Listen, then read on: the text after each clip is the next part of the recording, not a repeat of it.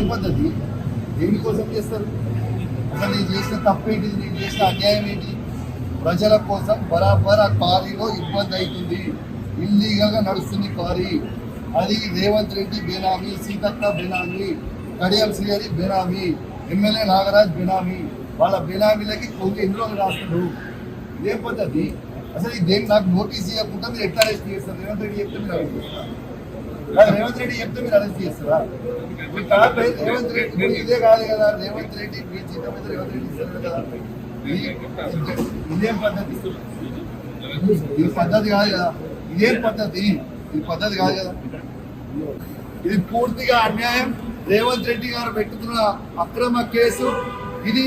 కమలాపూర్ మండలంలో గుండే గ్రామంలో illegal mine నడుస్తా ఉంది. ఇది ఆయన రేవంత్ రెడ్డి ఆధ్వర్యంలో సీతక్క, తర్వాత కడియం శ్రీహరి, ఎమ్మెల్యే నాగరాజ్ గారి బెనామీ. ఖచ్చితంగా నిలదీస్తాం, ఖచ్చితంగా అడుగుతూనే ఉంటాం, ఊపుకునే ప్రసక్తే లేదు. మీరు చేస్తున్న అన్యాయం.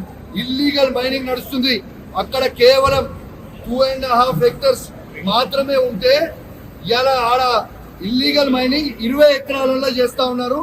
గుండేడ్ గ్రామ ప్రజలందరికీ కూడా చాలా ఇబ్బంది అవుతా ఉంది. గుండేడ్ గ్రామ ప్రజలు మొత్తం కూడా ఇబ్బంది పడుతూ ఉన్నారని చెప్పి కూడా ఈ సందర్భంగా తెలియజేస్తా ఉన్నాను. ఆ ప్రజలు ఇలా హెల్మెట్లు పెట్టుకొని మరి చేసే పరిస్థితిగా ఉంది. ఇలా ప్రజలందరూ కూడా గమనించాలి. ఇలా రేవంత్ రెడ్డి గారు చేస్తున్న అక్రమ అరెస్టులు, అక్రమ కేసులకి నువ్వు రేవంత్ రెడ్డి గుర్తుపెట్టుకో. నువ్వు ఎన్ని కేసులు పెట్టినా, ఎన్ని బెదిరించినా భయపడేది లేదు.